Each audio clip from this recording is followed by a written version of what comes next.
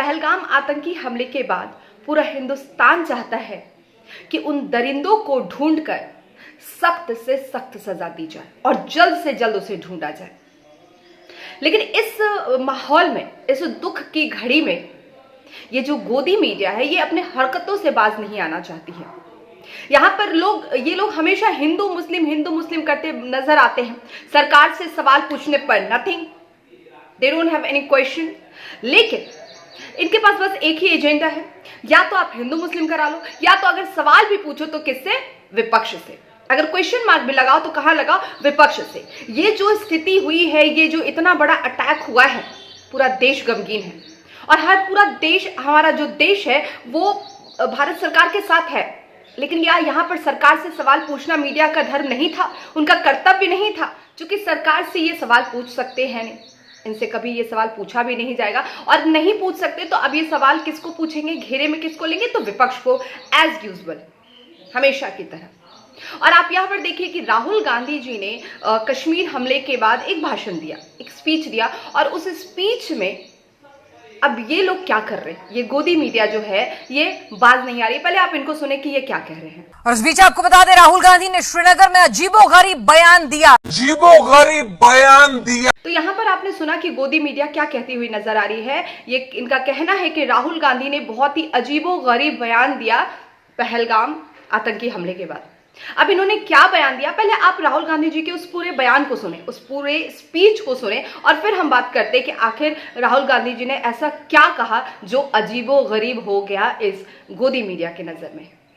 The idea behind what has happened is to divide society, is to make brother fight brother, and it is very important that every single Indian stands united, stands together, so that we can defeat what the terrorists were trying to do.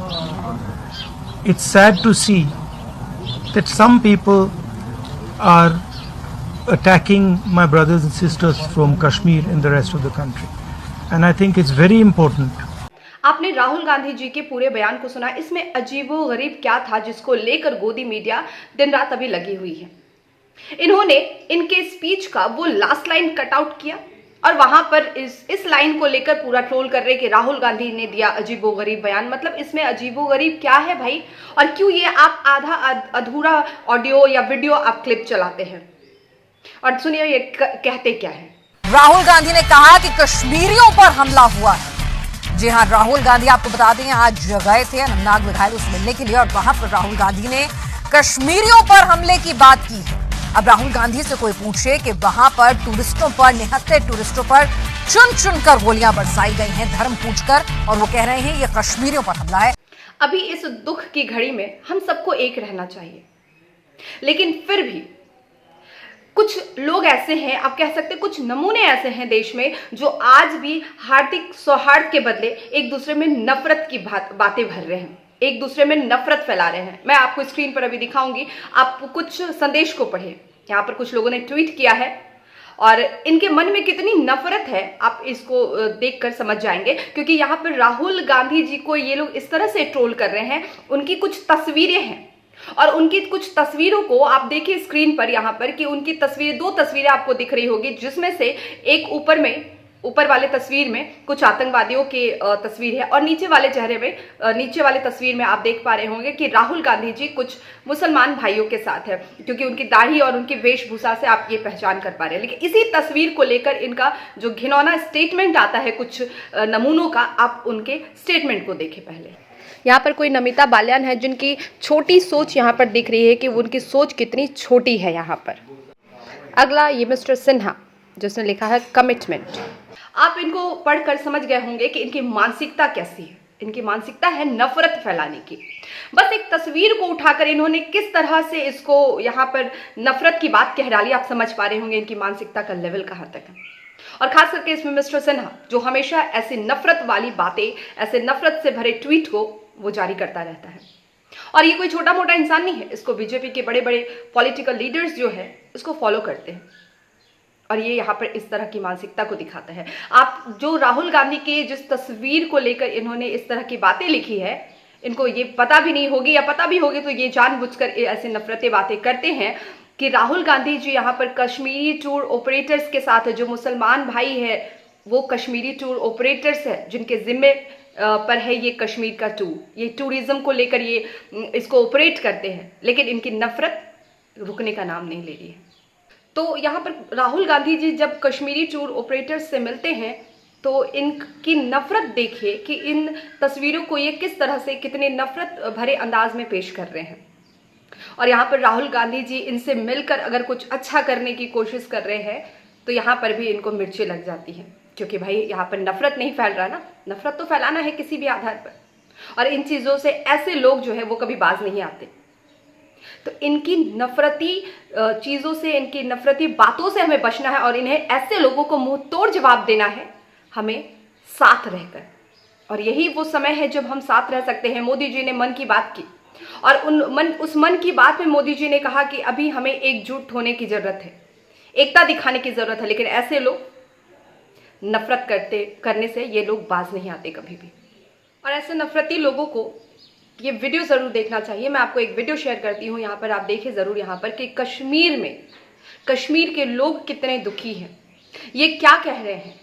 कहीं ना कहीं निशाना इन पर बनाया जा रहा है, जिसका जिक्र मन की बात में मोदी जी ने भी कहा कि कश्मीर में टूरिज्म जो है वो बढ़ रहा था, सारी चीज़ें ट्रैक पर आ रही थी, लेकिन इन्होंने इस मौके पर हमला कर दिया ताकि इनका मकसद ही है कि अब कश्मीर को ये बर्बाद कर दे। मोदी जी मन की बात में कहते हैं कि पहलगाम में हुआ ये हमला आतंक के सरपरस्तों की हताशा को दिखाता है, उनकी कायरता को दिखाता है। ऐसे समय में जब कश्मीर में शांति लौट रही थी, स्कूल कॉलेजों में एक वाइब्रेंसी थी, निर्माण कार्यों में अभूतपूर्व गति आई थी, लोकतंत्र मजबूत हो रहा था, पर्यटकों की संख्या में रिकॉर्ड बढ़ोतरी हो रही थी, लोगों की कमाई बढ़ रही थी, युवाओं के लिए नए अवसर तैयार हो रहे थे, देश के दुश्मनों को, जम्मू कश्मीर के दुश्मनों को ये रास नहीं आया। तो यहाँ पर आप इस वीडियो को देखिए, कश्मीर के लोगों को देखिए, सुनिए कि वो क्या कह रहे हैं, किस तरह से अपने दर्द को यहाँ पर साझा कर रहे हैं, अपने दर्द को बयां कर रहे हैं। टूरिस्ट हमारी, टूरिस्ट हमारी, टूरिस्ट हमारी, बेगुनाहों का कत्लेआम बंद करो, बंद करो, बेगुनाहों का कत्लेआम बंद करो, बंद करो, निहत्थे लोगों का कत्लेआम बंद करो, बंद करो, निहत्थे लोगों का कत्लेआम बंद करो, बंद करो, दहशतगर्दी नहीं चलेगी, नहीं चलेगी, नहीं चलेगी, दहशतगर्दी नहीं चलेगी, नहीं चलेगी, नहीं चलेगी। We want हमारे क्रेन माल, हमारा कलेजा फटता है जो ये गुजरा यहाँ। देखिए, हम रोजी रोटी के लिए नहीं रोते हैं, हम इंसानियत के लिए रोते हैं। वो हमारे मेहमान थे, सदियों से हम इनके साथ चलते फिरते हैं, उठते बैठते हैं। ये रोजी रोटी का सानवी मसला है। दूसरा, पहले इंसान धरती दिल के वास्ते पैदा किया इंसान को, और रात के लिए कुछ करना चाहिए करो भैया। खुदा ताला ने हमें पैदा किया है एक दूसरे का दुख सुख बांटने के लिए, नहीं तो इबादत के लिए लाखों फरिश्ते हैं खुदा को। हम मरते, हम क्या बताएं, जब हम वो वीडियो देखे उस बच्ची का जो 6 दिन पहले जिसकी शादी हुई और उसके पति के सराहने रोती है, हमारे ऊपर आसमान गिर पड़ता है।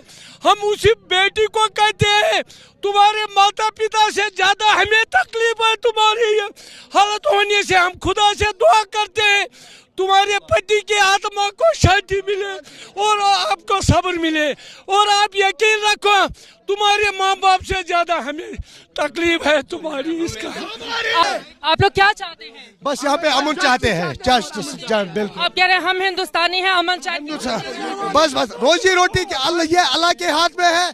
जो बाहर से टूरिस्ट आते हैं वो हमारा भाई है, हम उनके सेवा के लिए है। बस बाकी ये आतंक के खिलाफ पहलगाम के लोगों की आवाज, बिल्कुल हम आतंक के सिवा आतंकवाद खत्म, खत्म, बिल्कुल बिल्कुल खत्म होना चाहिए। जिन लोगों ने किया है उनको, जिन लोगों ने बर्बरियत की है उनको सरेआम फांसी पर लटका देना चाहिए। और हम चाहते हैं कि यहाँ अमन आ जाए, यहाँ तरक्की हो, क्योंकि टूरिज्म सेक्टर हमारी रीढ़ की हड्डी है। ये सीधे सीधे कश्मीरियत पर हमला है, कश्मीर पर हमला है। आप लोग चाहते हैं आतंकियों को फांसी पर बिल्कुल पकड़ने की? बिल्कुल डिस्ट्रॉय देम, किसी भी हालत में उनको नहीं छोड़ना चाहिए जिन्होंने ये हरकत की है। हमें इस दुख की घड़ी में साथ रहने की ज़रूरत है, ना ही मीडिया की तरह अपनी टीआरपी बढ़ाने की ज़रूरत है, और ना ही किसी भी तरह की राजनीति करने की ज़रूरत है कि इसके समय में ये हुआ, उसके समय में ये हुआ, क्योंकि इससे भी हमारे नेता बाज नहीं आते हैं। आपको मैं सुनाती हूँ सुधांशु त्रिवेदी जी का एक स्टेटमेंट। अभी एक डिबेट हो रहा था, ज़रूरत नहीं थी सुधांशु त्रिवेदी जी को ये कहने की। यहाँ पर सुधांशु त्रिवेदी कहते हुए नजर आ रहे हैं कि भाई हाँ, हमने माना कि चूक हुआ है, लेकिन आपके समय में कितनी बड़ी चूक हुई है, आप पहले इस वीडियो को देखें।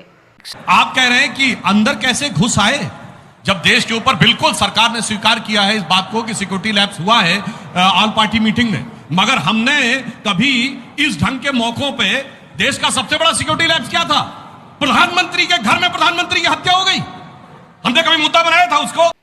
तो यहाँ पर आखिर ये बात कह ही दी गई कि भाई आपके समय में, मतलब सिक्योरिटी लैब्स जो आप कह रहे हैं, ये जो चूक की बात कर रही है, आपके समय में कैसे हुई? ये करने की जरूरत नहीं थी। जैसा कि इन्होंने कह के फिर ये कहा भी कि हमने कभी इस पर राजनीति नहीं की, या फिर हमने कभी इस पर नहीं कहा। लेकिन अभी तो आप कह रहे हैं, अभी तो आपने कह डाला इस बात को जिसकी अभी जरूरत नहीं थी। अभी ये समय नहीं है कि हम एक दूसरे पर आरोप प्रत्यारोप लगाए, हम दिखाए कि आपके समय में ये लैप्स हुआ, आपके समय में ये चूक हुई है और हमारे समय में ये नहीं हुई है। तो अभी इसका समय नहीं है। अभी समय है देश में एक रह के उन आतंकवादियों के, उनके जड़ को उखाड़ फेंकने का। तो होप कि अब भी लोग संभल जाए, जो पाकिस्तानियों का मकसद है उसको कामयाब ना होने दें। जय हिंद।